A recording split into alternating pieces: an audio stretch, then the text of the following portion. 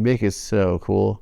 Coolest guy ever. People say that I remind them of him. Why are you laughing at that? You guys laugh at the weirdest stuff. Hi, I'm Adam Friedland. I'm at Posteritati with MUBI. Great shop. Check it out. One of the coolest stores in New York City. You come here and dissociate for hours. They have some of the coolest shit.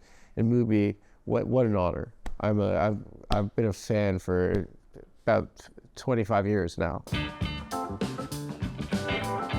2001 Vesmira Odyssey Fantastici Pribiolete Na Jupiter. Everyone knows it. So I was on a kick recently where I was like, I've never seen an interview with Rez S. Kubrick before. I was like, what was that guy's deal like? And then I guess he didn't do them. He didn't like them. But there's like 3 recorded like audio versions of interviews that I just wanted to, because I do interviews now, I just wanted to, listen to an interview with S. Kubrick. And yeah, in my mind, I knew it's going to be the most erudite, and he's just a guy from the Bronx. It's awesome. Like, he sounds like Alan Alda. He's like, yeah, it didn't, it got middling reviews, and we stayed just on the budget. Yeah. So I'd started watching or listening to all these interviews or whatever few interviews exist with him. And then I was kind of having a conversation with my friend, and I was like, I never figured out how he got the monkey to get attacked by the cheetah, right?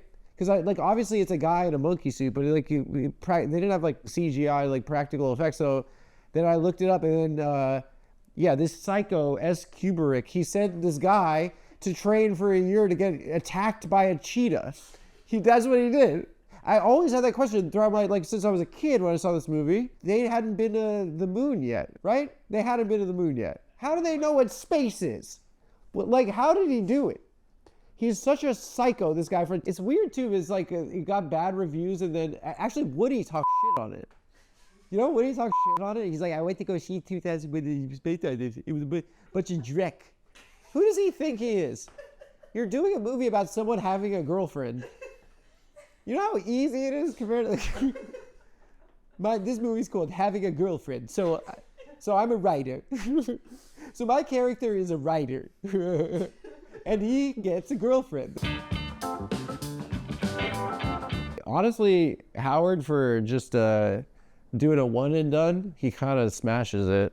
But it's his life story, which I've kind of modeled myself after. I really have a sincere fondness for Howard, and as a broadcaster, I do interviews on my show. And when I was first starting, I literally Googled journalism, and then I was like, I was on the Wikipedia page for journalism, and it kind of clicked eventually. I was watching a bunch of people who's good at interviews, and I watched Joe Rogan, and I'm like, I can't really do this. But Howard, it clicked for me. He's kind of the one that I've gone back and studied, because the way he would establish rapport with the guest was so fast and so instant.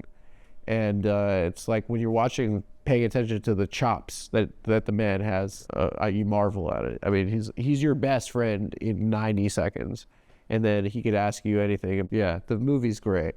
Good movie. My favorite thing about the Private Parts is that it's a good movie. Such a good movie. Kind of a lot to do with you got stuffy British people, and you have horny other folks, and then you see their paths collide, and there's one scene. You'll know it when you see it. That's all I have to say.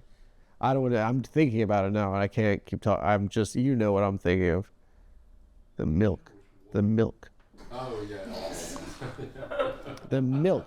I haven't felt that way literally as an adult man. As a kid, you see a movie, you're like, boobs, It's the only time as an adult I'm like, oh my word. Also, as a set piece, a cruise is a phenomenal concept for a movie. Because you're when you go on these things, you're just crammed in with other people on a vacation, and you're just at buffet lines with these people. You're kind of like, you know, and then you leave. I think this is a perfect example, and Ninth Gate are both perfect examples of like how you are building up, you're stressed as fuck, and then you just take a break and take a breath and you laugh, and then you go back to a nightmare. Yeah, like, and it kind of makes the going back to the nightmare even scarier, because you're like, I want to keep laughing, please. And then you're like, then you go back to being stressed. What am I? And I picked a Woody movie after this? Oh, shit. Okay. Next film is Love and Death by Woody Allen. I watched it last week. I kind of always like he kind of has phases as kind of a director, right? And like, this is the first phase, which is like more slapsticky, kind of joke forward. And you can tell kind of in the relationship aspects and like storyline with Diane Keaton, it is kind of his ramping up to the next phase, which is the having a girlfriend phase. I think it's the most solid of that first period. What's weird is like he's probably like 38 here, right? Like he's way older than like Annie Hall. He was like 44 or something. I was assumed he was like 12. Like that's because it's the olden days. I think maybe he's 107 years old now at this point. Yeah, no, fantastic film.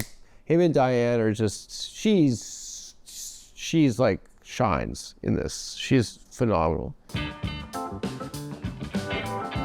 I think it was after Nicholas Roeg died. The way I watch movies is I go on a run where I just do a director at a time. Me and my fiance did that for a while.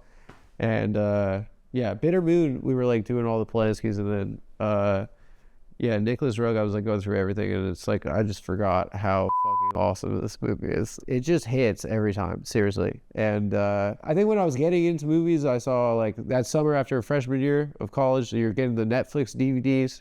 And I think I told you guys before, yeah, I asked my mom like, oh, I want to get into like movies.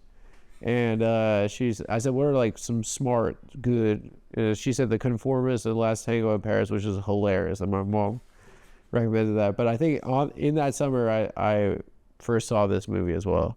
Cool London gangster stuff, cool like London when it was a crappy place stuff, which in the 70s, apparently it's just crap. Both my parents actually lived in London around this time. They went to university there.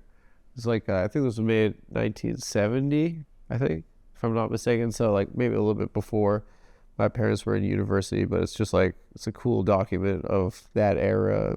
I don't know. But just see the fucking movie. Like, what do you want? You want my opinion? What do I know? Thanks for watching. Yeah, check out all these. Actually, here's a big prank, guys. Today was opposite day, so I guess it's joke's on you if whatever. Just it's a movie. Go see. Check out movies. I love them. In fact, behind songs, I think movies are the best thing there is.